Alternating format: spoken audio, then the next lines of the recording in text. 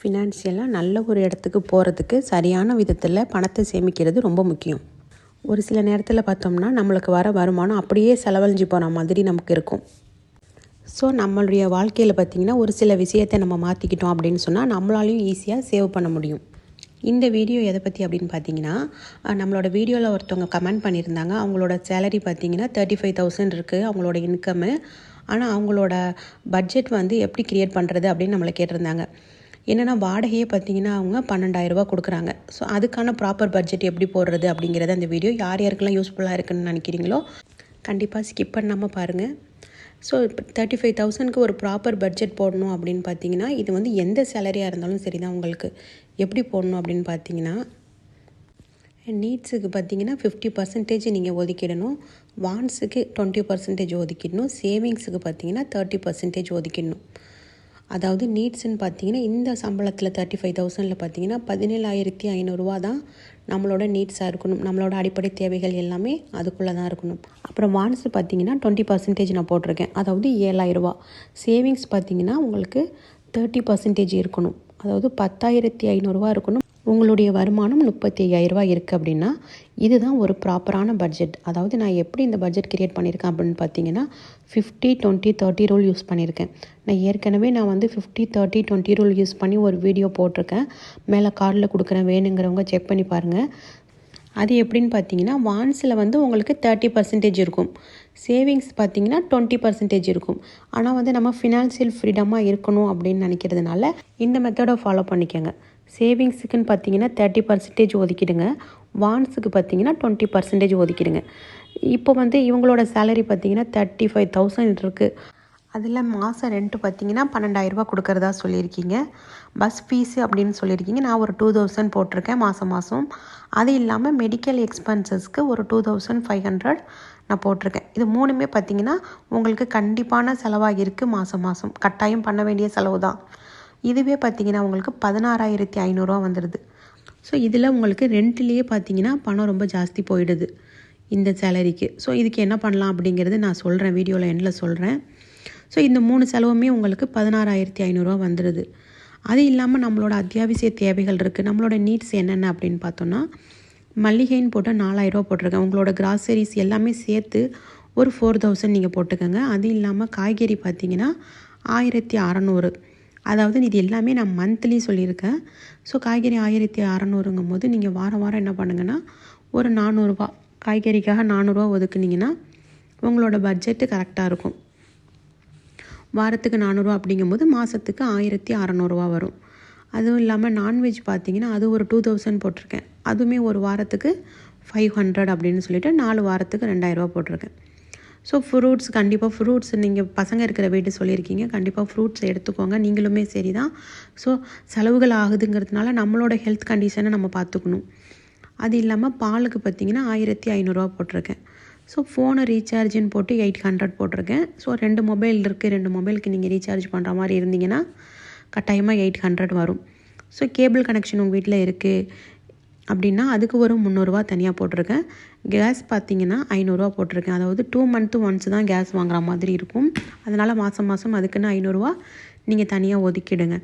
So EB பார்த்தீங்கன்னா நீங்கள் தமிழ்நாட்டில் இருந்தீங்கன்னா 2 மந்த்ஸ் ஒன்ஸ் வரும், இல்லை பாண்டியாக இருந்தீங்கன்னா உங்களுக்கு மாதம் பே பண்ணுற மாதிரி இருக்கும். நெக்ஸ்ட்டு பார்த்தீங்கன்னா வாட்டர்னு போட்டு 500 போட்டிருக்கேன். இது எல்லாமே எல்லாருக்குமே அவசியம்னு கிடையாது. இதில் யாருக்கு எது தேவை, எது இருக்குது எது இல்லைன்னு பார்த்துட்டு நீங்கள் உங்கள் ஃபேமிலிக்கு தகுந்த மாதிரி உங்கள் பட்ஜெட்டை மாற்றிக்கலாம். ஸோ பெட்ரோல் பார்த்தீங்கன்னா அதுக்கு ஒரு 500 போட்டிருக்கேன். கட்டாயமாக பார்த்தீங்கன்னா எமர்ஜென்சி கேஷ்ன்னு சொல்லிட்டு 1,000 ருபீஸ் எடுத்து வைங்க. இது எல்லாமே பார்த்தீங்கன்னா நீங்கள் என்ன செய்யுங்கன்னா ஒரு கவரில் மாதம் தனித்தனியாக ஒரு கவரில் எடுத்து வைங்க.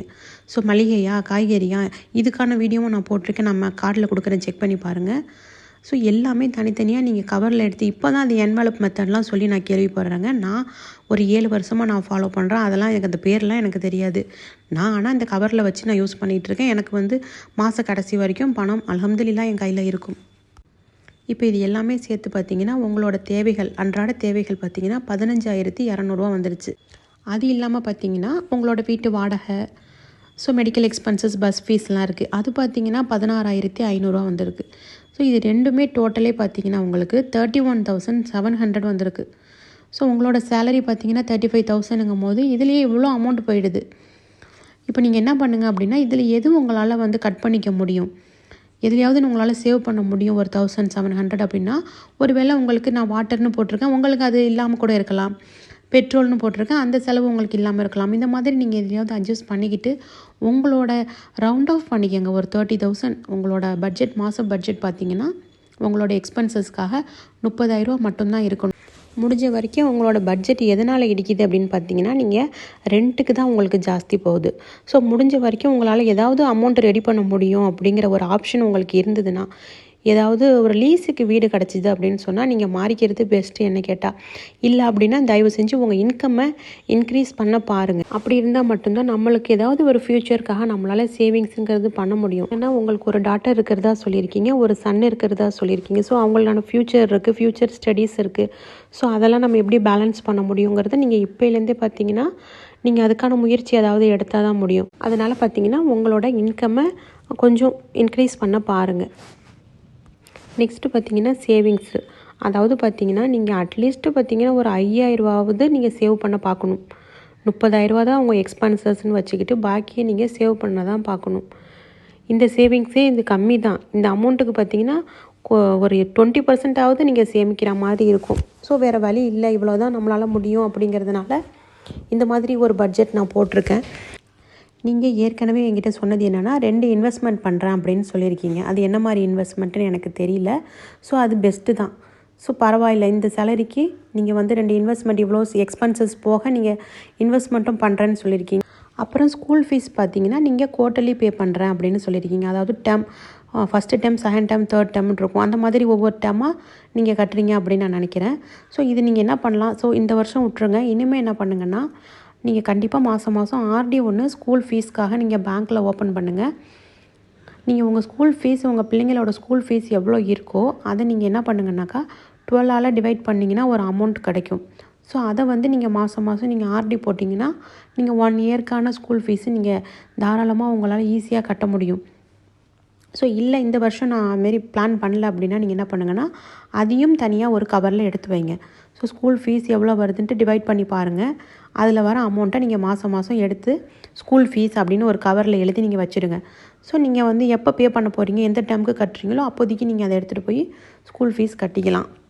ஸோ அந்த மாதிரி நீங்கள் கவரில் எடுத்து மாதம் வைக்கும்போது அந்த ஸ்கூல் ஃபீஸ் நம்ம கட்டணும் அப்படிங்கிற டென்ஷன் நம்மளுக்கு இருக்காது. ஸோ அதுக்கான சேவிங்ஸை நம்ம பண்ணிகிட்ருக்கோம் அப்படிங்கிற ஒரு திருப்தி நமக்கு இருக்கும். ஸோ இதை நீங்கள் ஃபாலோ பண்ணிக்கோங்க.